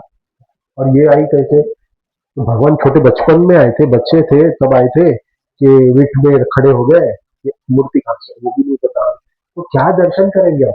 और हम कमेंट करते अच्छे से दर्शन हो गया। क्या हो गया? अच्छे से दर्शन हो गया। थोड़ा सा वो बिजी हो गया तंबाकू खाने में सिक्योरिटी, तो उसके पास 5 सेकेंड हमें ज्यादा खड़ा रह गया, तो हम कहते हैं भगवान की बड़ी कृपा है, हमको बहुत अच्छे से दर्शन हो गए। मैं क्यों बोल रहा हूँ? क्योंकि कल किसी ने मुझे फोन किया, वो तो बहुत अच्छे से दर्शन हो गया। बोला तेरे अच्छे से दर्शन नहीं, तेरा पिकनिक हो गया। सीधा बोल दिया, अच्छे से दर्शन नहीं, तेरा पिकनिक हो गया। नहीं, धाम में हमें दर्शन करना मतलब, जैसे कहा साधुओं का संग करना, मतलब कितने साधुओं का संग किया, कितना लेक्चर सुना? नहीं, बहुत अच्छे से दर्शन हुआ। किसका? राधा श्याम सुंदर जी का लिया, बाकी बिहारी का लिया, इसका दर्शन लिया, रंगनाथ का लिया, इसका लिया, उसका लिया, कोई मतलब नहीं। साधु संग अगर नहीं हुआ, नहीं हुआ, कोई मतलब। इसके लिए हो सकता है कि आपको 1 सेकंड का दर्शन मिले, उस दर्शन करके हम आ जाएंगे, लेकिन उस 1 सेकंड से ज्यादा इंपॉर्टेंट हमारे दूसरे 48 आवर्स है कि हम उस समय क्या अपने, कैसे अपने आप की 2 दिन की दिनचर्या को 100% भक्ति में बनाए। तो यहाँ पे कह रहे हैं कि जैसे मैं बता रहा हूं कि ये जो धाम है, कुछ कुछ धाम जो है जहां भगवान ने अपने लीलाएं की, भगवान ने अपनी लीलाएं की है, जहां उन्होंने अपनी लीलाओं मतलब अपना दिनचर्या बिताई है, जैसे मथुरा, वृंदावन, जगन्नाथपुरी में भी प्रकट हुए, रामेश्वरम में भी वो प्रकट हुए, ऐसे अलग अलग जगह पे। हाँ, भगवान रामचंद्र ने लीला की, वो लीलाएं की जो भगवान ने अपनी दिनचर्या के साथ अपनी लीलाओं को प्रकट किया। लेकिन ये एक धाम है जो धाम भक्त के लिए प्रकट करना पड़ा, ये भक्त के लिए बन गया था। ये पुंडलिक जो है, ये कोई साधारण भक्त नहीं है। तो मैं जो पुंडलिक की कथा करूंगा वो उसके पिछले जन्म की, ओरिजिनल की जन्म की आप लोग करके दिखा देना है, ओरिजिनल पुंडलिक कौन था। लेकिन पिछले जन्म में पुंडलिक कौन था? कोई जानता है? जो पंढरपुर जाके आया हो वो बताए तो मुझे बहुत आनंद होगा। पिछले जन्म में कौन था पुंडलिक? कौन था? ब्राह्मण। वाह, वेरी गुड। मुचको जाना हुआ नाम सुना, जाना पहचाना नाम सुना, जो कृष्णा बुक पढ़ रहा था हमारे साथ, उसने नाम सुना होगा मुचको। तो क्या हुआ, भगवान अपनी मथुरा वृंदावन की लीला समाप्त करके गोकुल से कहा गए? नंदगांव से कहा गए? मथुरा गए नंदगांव से। और मथुरा में जाके उन्होंने क्या किया? मथुरा में जाके क्या किया? किसको मार दिया? कंस को मार दिया। तो कंस की कितनी बीवियां थी? सिर्फ दो थी बीवियां। और उनके पिताजी का नाम क्या था? ससुर जी का नाम जरासंध। तो क्या हुआ, जब कंस की दो बीवियां विधवा हो गई और जब वो अपने मायके चली तो जरासंध बहुत क्रोधित हुआ, क्योंकि कृष्ण ने उनके जवाई का वध कर दिया। क्या कर दिया? वध। जरासंध ने मार दिया कंस को, कृष्ण ने मार दिया कंस को। तब जरासंध मतलब उनके जवाई के का जो बदला लेने के लिए जरासंध ने मथुरा पे आक्रमण किया। और भगवान कृष्ण और बलराम ने दोनों ने अकेले ही, कोई सेना नहीं, दोनों ने अकेले ही जरासंध जितनी भी सेनाओं को लेके आता था उन सबको मार देता था। लेकिन मारने के साथ साथ जरासंध को क्या करते थे? छोड़ देते थे। क्यों? जरासंध को छोड़ देते थे। मार देना चाहिए था ना, लेकिन वो बार बार जरासंध को छोड़ देते थे, सारी सेनाओं का वध कर देते। क्या कारण था? I will be very happy to get the reason from court. I will be more happy. ब्राह्मणों की सेवा करते थे। किसकी? नहीं, ठीक है, जरासंध की भीम से आती है, लेकिन क्यों छोड़ दिया? अच्छा, ये कारण है कि उसके नसीब में लिखा था तो मैं क्यों मारूं? ऐसा ब्राह्मणों की बहुत सेवा करते थे। ब्राह्मणों की बहुत सेवा करते थे। Okay, that is this is one reason. But what Prabhupada said, why Krishna did not do that? क्यों? हाँ, हरि बोल। तो प्रभु जी के लिए नहीं समझा। देखो, भगवान का जन्म किसके लिए हुआ है? भगवान क्यों धरती पे आए हैं? धर्म संस्थापनार्थाय संभवामि युगे युगे। और क्या है? विनाशाय च दुष्कृताम। विनाशाय च दुष्कृताम। ये जो दुष्कृत वाले लोग हैं, ये जो असुर लोग हैं, उनको मारने के लिए जन्म हुआ है। तो भगवान ने आइडिया लगाया कि मैं हर एक को जाके मारूं उसके राज्य में, उससे अच्छा जरासंध सबको इकट्ठा करेगा ना। जरासंध सबको बोलेगा, अलायंस करेगा सबके साथ कि तुम मेरी सेना में आ जाओ, हम कृष्ण के साथ लड़ेंगे। तो 17 बार, कितनी बार? 17 बार जरासंध ने क्या किया? ऐसे बड़े बड़े पार्टी के साथ अलायंस की, उसको अपने टोली में मिलाया सेनाओं के साथ। और भगवान ने सोचा सब इधर उधर राज्य में घूमने से अच्छा कि जरासंध अपना काम कर रहा है ना, हमको कहीं नहीं जाना है। सबको मारा। और हर बार जरासंध को क्यों छोड़ा? क्योंकि वो लीडर है, वही तो दूसरे को इकट्ठा करेगा। जरासंध को छोड़ दे। इसी बीच एक बार जरासंध का जब युद्ध चल रहा था, वो उसका आक्रमण हो रहा था, उसके बीच में और एक आया, उसका नाम क्या है? कालयवन। कालयवन भी आया। कालयवन आके क्या किया उसने? उसने भी एक साइड से जरासंध ने हमला किया, एक साइड से कालयवन ने हमला किया। तो अभी जब ये हमला किया तो ये कृष्ण बलराम कहे, अरे ये तो प्रॉब्लम हो गया, दोनों तरफ से हमारा क्या हो गया? हम पे चढ़ाई हो गई, अभी क्या करें? तो भगवान ने बलराम जी को कहा कि मैंने अभी ही रात को ही मैंने विश्वकर्मा को कहा था कि द्वारिका नगरी बनाने के लिए, तो तुम सारे यादवों को लेके, सारी अपनी मथुरा की जनता को लेके शिफ्ट हो जाओ। कहाँ? द्वारिका शिफ्ट हो जाओ, मैं काल यवन से निपटता हूं। तो काल यवन से निपटने के लिए मथुरा से भगवान भागे। यहाँ पे भी रणछोड़ कहा जाता है। जैसे जरासंध के साथ युद्ध में 18वीं बार जब उनका नाम पड़ा, क्या पड़ा? रणछोड़ राय।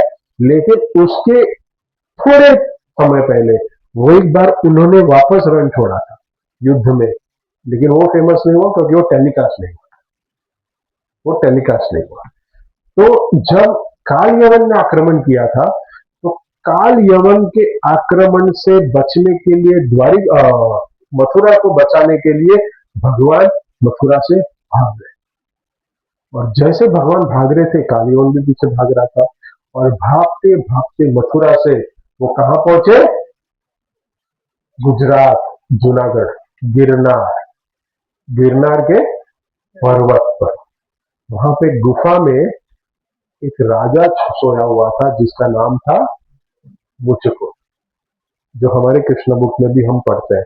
ये मुचकुंद की कथा क्या? अभी देखिए, ये मुचकुंद सतयुग के राजा है, और ये जो राजा है उन्होंने देवताओं की मदद की असुरों के साथ लड़ने के लिए। असुरों और देवताओं का जब युद्ध हो रहा था, तब मुचकुंद महाराज ने देवताओं का साथ दिया और देवताओं को असुरों के जो ताप थे उससे बचाया और असुरों को हरा दिया, और स्वर्ग में वापस देवताओं का राज्य स्थापित किया। और ये युद्ध बहुत वर्षों तक चला असुरों के साथ। और जब ये युद्ध चल रहा था और जब देवता लोग जीत गए, तब राजा मुचुकुंद ने क्या कहा? हाँ, ये राजा मुचुकुंद ने क्या कहा कि अभी मैं अपने गांव जाना चाहता हूं, अपने राज्य में जाना चाहता हूं। तो सारे देवता हंसने लग गए, अभी तुम जाके क्या करोगे? क्यों? मेरी बीवी है, मेरे बच्चे हैं, मेरा राज्य है।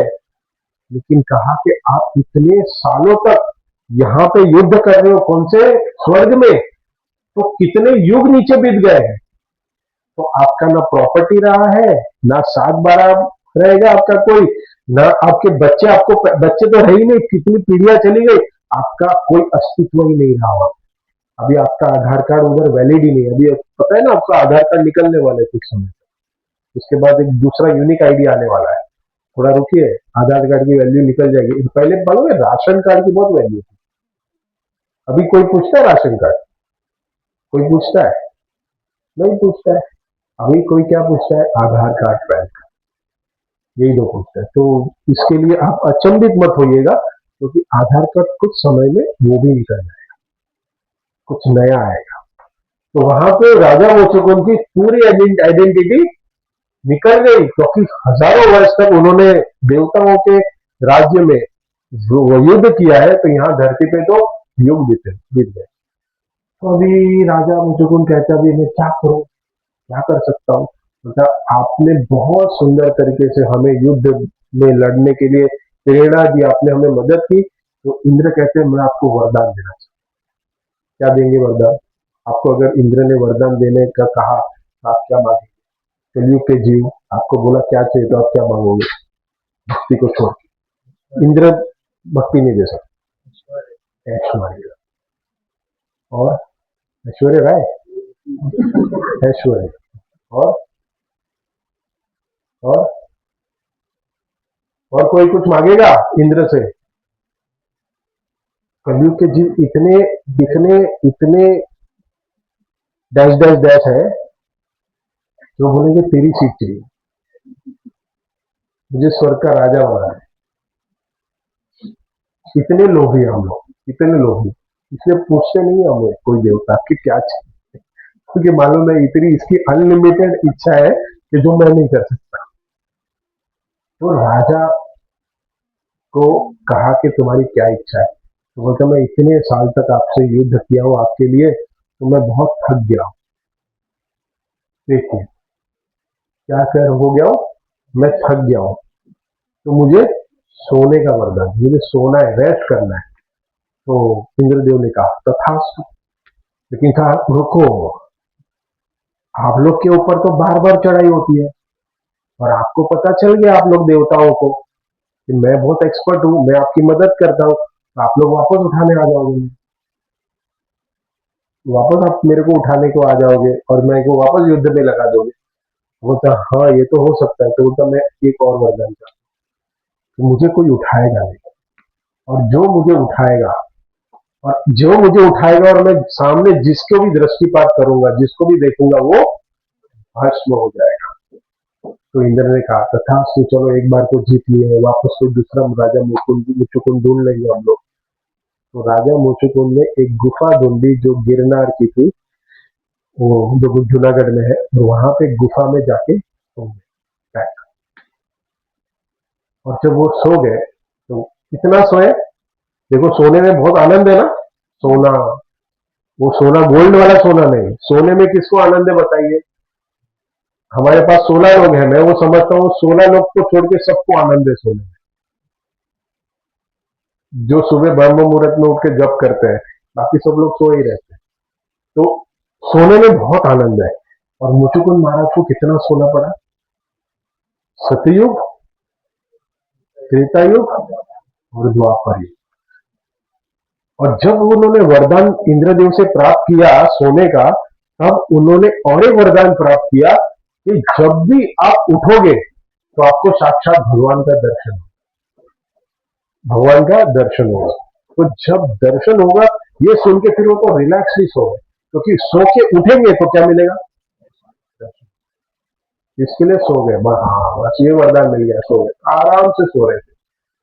उस बीच में हम देख रहे हैं, थोड़ा रिवर्स जाए, कि जो काल यवन है उसको भगा भगा के मथुरा से भगवान द्वारिका, ये जूनागढ़ तक लेके आए, गिरनार की गुफा में लेके आए। ये करने का क्या कारण था, खुद भी तो मार सकते थे, भगवान खुद भी मार सकते हैं, क्यों इतना भगाया ओलंपिक रेस में, क्योंकि क्योंकि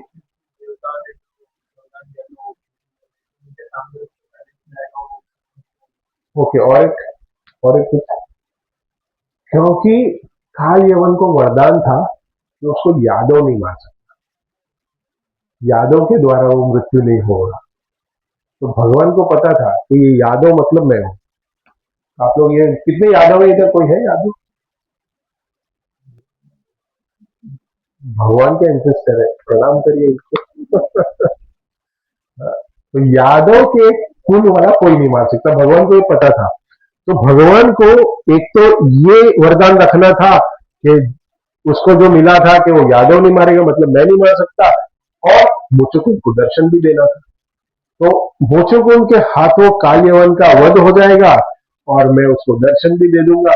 इसके लिए भगवान द्वारिका से कहा है, जूनागढ़ आए, और हम यहां से सिर्फ पंढरपुर जाएंगे, हम यहां से सिर्फ मथुरा जाएंगे, हम यहां से सिर्फ कहा जाएंगे, जगन्नाथपुरी जाएंगे, वो भी एसी ट्रेन में, चल के नहीं। देखिए भगवान, अभी आप बोलो भगवान तो भगवान है, प्रभु जी भगवान, लेकिन भगवान देखो भक्तों के लिए और अपने भक्तों के वरदान के लिए इंद्र ने वरदान दिया था कि भगवान का दर्शन होगा तुम्हें जब भी उठोगे तब। उसके लिए भगवान, देखो भगवान कितना अरेंजमेंट देखते हैं, ये सब कुछ ऐसे बाई चांस नहीं होता इस संसार। और भगवान फिर आए और क्या किया, जैसे गुफा में घुसे, मुचुकुंद महाराज सो रहे थे, तो उन्होंने अपना पीताम्बर रस से निकाला और अपना जो दुपट्टा है वो उस मुचुकुंद के ऊपर डाल दिया, और एक साइड में जाके छुप गए पत्थर के पीछे। और जब छुपे तब ये कान्य बनाया, और एक तो पहले से ही गुस्सा था, क्यों, इतना दौड़ाया था, एक्सपीरियंस हुआ है, इतना दौड़ाया।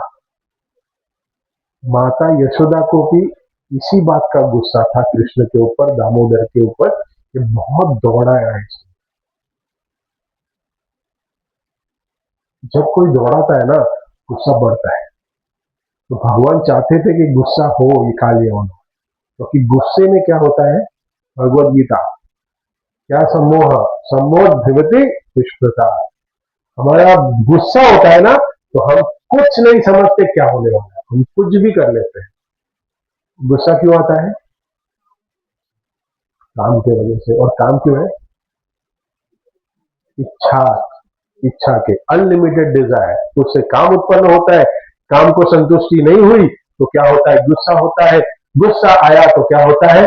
कुछ समझ नहीं आता। स्मृति विस्फोटा, हमारी स्मृति नष्ट हो जाती है। वैसे ही कालियवन राजा था, लेकिन फिर भी उसने सोचा कि ये भगवान श्री कृष्ण चद्दर ओढ़ के सो गए, इतना मुझे भगाया, मेरे को मैं थक गया और यहाँ पे रेस्ट कर रहा है। तुरंत उसने क्या किया? कालियवन ने एक लात मारी इसको, राजा मुचुकुंद को, क्योंकि वो तो कृष्ण थे ही नहीं, लेकिन पीताम्बर के वजह से पता चला ये तो कृष्ण सोया हुआ है। तो लात मारी जैसे, और जैसे लात मारी तो मुचुकुंद महाराज उड़ गए, क्योंकि वो लात जो थी ना वो कालियवन की थी। तो कालियवन की लात बहुत जोर से लगी और राजा मुचुकुंद उठ गए, और जैसे उठे तो क्या हुआ? जैसे दृष्टिपात की, क्या हुआ? क्या हुआ?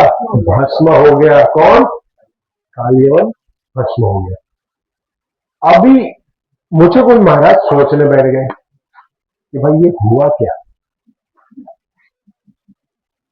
पता तो था उनको कि भाई मैं सोने वाला था, मैं सोया था इतने सालों तक, और मैं उठा तो ये मरने वाला था, पता है, लेकिन ये हुआ क्यों? तो ये जब सोच रहे थे तभी भगवान सामने प्रकट हो गए, पत्थर के पीछे से आए और समय उनको दर्शन दिए।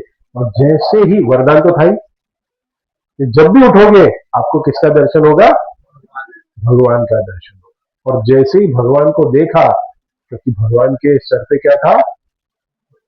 मोर मुकुट, पीताम्बरधारी, भगवान के वैजंती माला ग्रहण की थी, सब कुछ देखा कि तो स्वयं भगवान है। और भगवान को प्रणाम किया मुचुकुंद महाराज ने। अभी वापस प्रश्न उठा, अभी करूं क्या? ना मेरे पास आधार कार्ड बचा है, ना पैन कार्ड में पैसा है बैंक में, ना मेरे पास कोई राज्य है, मैं करूंगा क्या? तो मुचुकुंद महाराज ने कहा, आपका दर्शन तो मुझे वरदान के अनुसार प्राप्त हुआ, अभी मुझे आदेश दीजिए क्या करना है। तो भगवान भगवान बोलते हैं कि तुम्हारी क्या इच्छा है? तो मैं ऐसे ही आपका निरंतर मुख दर्शन करके मैं आपका निरंतर भजन करना चाहता हूँ, मैं आपकी भक्ति करना चाहता हूँ। तो भगवान ने उसको वरदान दिया और कहा कि अभी इस वक्त तुम अभी के अभी बद्रिकाश्रम जाओ, बद्रिकाश्रम में जाके भजन करो, तपस्या करो, और अगले जन्म तुम लोगे, अगला जन्म जब कलयुग में तुम लोगे तब तुम मेरे महान भक्त बनोगे और तुम्हारा नाम होगा कुंडलिक। तो ये जो राजा मुचुकुंद है, जो हम कृष्ण बुक में पढ़ते हैं, वही पुंडलिक बन के हमारे इस कलयुग में आए। और वही कारण थे, उसी के वही कारण है पुंडलिक, जिसके वजह से विठल भगवान वहां प्रकट हुए। कहा? नाद ब्रह्म क्षेत्र। मैं जब ये बुक पढ़ रहा था ना, पूना में ब्रांड है ये इडली वाला, हाँ, हारमोनियम नहीं, एक नाद ब्रह्म इडली, एक एक ब्रांड है, पता नहीं मुंबई में क्या, लेकिन मैं पूना में देखा है। तो मैं सोच रहा था कहाँ नाम सुना, कहाँ, देखो फिर मैंने सोचा इडली वाला है ये। तो मैं जब बुक पढ़ रहा था ना, तो जब भी नाद ब्रह्म देखता हूँ रास्ते पे पूना में, तो मुझे भगवान विठल की याद आती है। तो देखो ये सुकृति किसको जाएगी? वो ब्रांड के ओनर को जाएगी जिसने ये रजिस्टर किया है, कि उसने अपने ब्रांड का नाम नाद ब्रह्म रखा, तो नाद ब्रह्म इडली। तो कहने का ये भाव है कि पुंडरिक की वजह से, पुंडलिक की भक्ति के परिभाषा से, भक्ति के तीव्रता से भगवान स्वयं प्रकट हुए। और हम देखते हैं कि पुंडलिक ने बहुत सुंदर तरीके से भगवान की भक्ति भी की और भगवान प्रकट हुए। क्यों? क्योंकि भगवान ने मुचुकुंद महाराज को कहा था कि मैं आपको निरंतर दर्शन देने आऊंगा और आप मेरे महान भक्त बनेंगे कलयुग में। यहाँ पे सबसे बड़ा प्रश्न उठता है कि जब एक भक्त ने भगवान का दर्शन कर लिया, फिर भी दूसरा जन्म, फिर भी दूसरा जन्म कलयुग में होगी क्यों?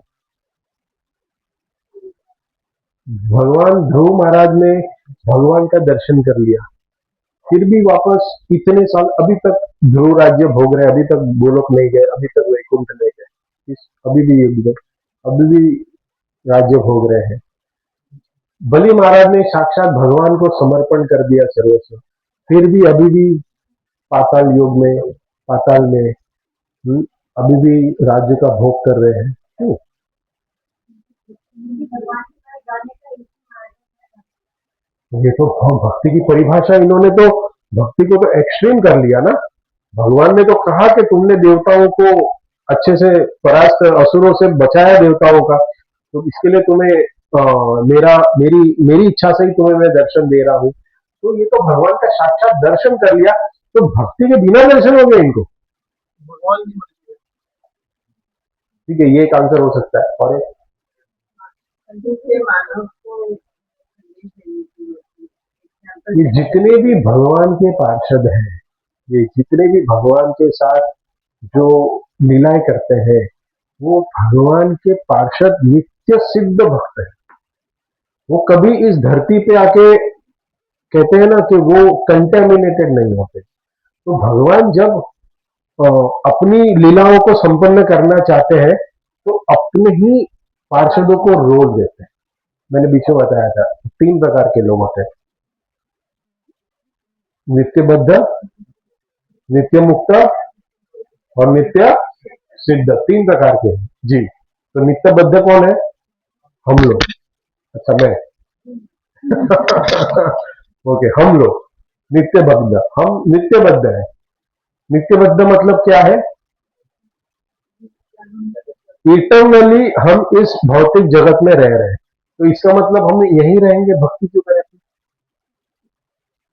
हम नित्य सिद्ध होंगे और नित्य मुक्त होंगे क्या नहीं होंगे? कभी होंगे। नित्य मुक्त कब होंगे? हम नित्यबद्ध हैं, तो हम भक्ति कर रहे हैं, तो क्या स्टेज पे जा रहे हैं? हमें नित्य मुक्त। तो हम अभिबद्ध हैं, लेकिन भक्ति करके हम नित्य मुक्त होना चाहते हैं। लेकिन ये नित्य सिद्ध कौन है? He never fall down. वो कभी भी इस भौतिक जगत में नहीं आए हैं। वो इस भौतिक जगत में आते हैं भगवान की सेवा को प्राप्त करते हैं। भगवान कहते हैं भाई तुम्हें ये रोल करना है, तुम आना है, आ जाओ। वापस आके वापस चले जाते हैं, वापस आते हैं। वो भगवान के क्या करते हैं? अभी कोई कहे कि किसी को रोल मिले कोई ड्रामा में भिखारी का, लेकिन है वो बहुत अमीर, तो वो भिखारी हो जाएगा? कौन है वो? अमीर है, लेकिन उसको रोल किसका मिला? कोई भिखारी का रोल मिला उसको, तो हम बोलेंगे वो भिखारी है? वो रोल कर रहा है, वो रोल करने आया, लेकिन है वो अमीर। तो वैसे ही ये पुंडलिक, मुचकुंद, काल यवन, जरासंध, ये सब लोग क्या है? हिरण्यकश्यपु, हिरण्याक्ष, रावण, दंत वक्र, शिशुपाल, ये सब कौन है? ये सब भगवान के पार्षद है। भगवान की लीलाओं में उनको हेल्प करने के लिए आए। जैसे अभी ड्रामा करेंगे, हाँ, तो विष्णु बनेगी है, तो वो विष्णु है,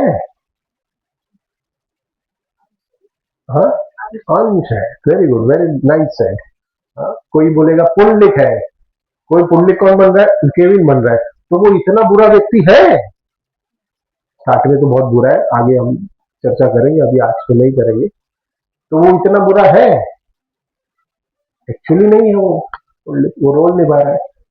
तो ऐसे हम समझ सकते हैं कि सभी के जीवन में हम जो नित्यबद्ध है, उसको हमें नित्य मुक्त जीवात्मा बनना है, आत्मा बनना। और उसके लिए ऐसे धाम में जाके हम हमारी भक्ति के तीव्रता को बढ़ाए।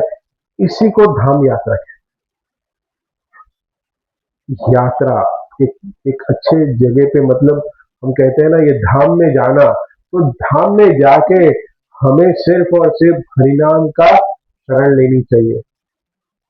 और भगवान के जो पार्षद है, भक्तों है, उनका एसोसिएशन लेना चाहिए। और हमारा परम सौभाग्य है कि जब हम उस समय जा रहे हैं, परम पूज्य लोकनाथ स्वामी महाराज जी हैं भाई। क्यों हरि बोल बोलो? संन्यास लेने वाला आप लोग, वापस नहीं आने वाले? क्यों बोला हरि बोल? भगवान लोकनाथ महाराज जी का दर्शन मिलेगा। हो सकता है तो मैं उनको रिक्वेस्ट करूंगा, मैं चालू है मेरा ट्राई, कि वो एक सेशन ले लें हमारे साथ। तो बहुत सुंदर है ये पंढरपुर धाम। हम आगे आने वाले दिन में ये शायद वीकडेज में हर रोज शाम को या 2-3 दिन शाम को हम पुंडलिक की कथा, रुक्मिणी की कथा, जनाबाई की कथा, ये सब कथाएं करेंगे जो महान भक्त हो गए। 10-10, 15-15, या फिर मैं सुबह मॉर्निंग सेशन में भी दे सकता हूँ।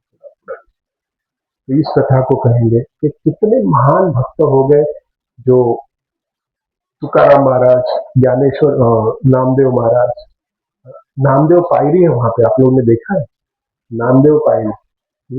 रोना आता है जब ये पढ़ेंगे नामदेव महाराज जी का भाव। इतने महान भक्त, और वो उन्होंने क्या कहा कि मेरी समाधि कहां बनाओ? एंट्रेंस में, मंदिर के एंट्रेंस में मेरी समाधि बनाओ। और क्यों बनाओ? क्योंकि मैं चाहता हूं कि जितने भी भक्त लोग आए उनकी सबकी चरण रज मुझ पे पड़े। इतने विनम्र बना भी दी भक्तों ने, क्योंकि उनकी इच्छा थी, गुरु की इच्छा है, शिष्यों ने बना भी दी कि विठल के एंट्रेंस में नामदेव पायरी उसको कहते हैं। सब लोग गए नहीं क्या? नामदेव पायरी सुना नहीं कभी? पंढरपुर गए देखा नहीं नामदेव पायरी? तो वहां पे पायरी है, एंट्रेंस है, मेन टेम्पल एंट्रेंस है, लेकिन वहां से कोई जाते ही नहीं। बताइए, उसका एंट्रेंस साइड से कर दिया, क्योंकि कोई भक्त चाहता ही नहीं, क्योंकि नामदेव महाराज इतने महान भक्त हैं। हम कौन है? हम तो भौतिकवादी है, हमारी चरण रज क्यों है, उनसे क्या हो? लेकिन उनका भाव देखो, उन्होंने कहा मेरी समाधि एंट्रेंस में बना दो, उन्होंने भक्तों ने बनाई। तो वहां पे हम दंडवत भी करेंगे। फिर वहां पे हमने जैसे देखा, हमारा प्रभुपाद घाट है, वहां पे हम स्नान करेंगे, बोट राइड भी कराएंगे। फिर हम मीर नरसिंहपुर भी जाएंगे, उसकी भी कथा ये वीक में करूंगा, न करे तो हम वहां करेंगे। तो वहां पे भी मैंने कहा है भक्तों को कि हमें संग दे, क्योंकि वहां पे मैं भी संग लेने जा रहा हूँ। हाँ, तो हम सब वहां के वरिष्ठ भक्त हैं, उनका संग लेंगे, और उस संग में हम पंढरपुर धाम यात्रा को सफल बनाएंगे। तो थैंक यू।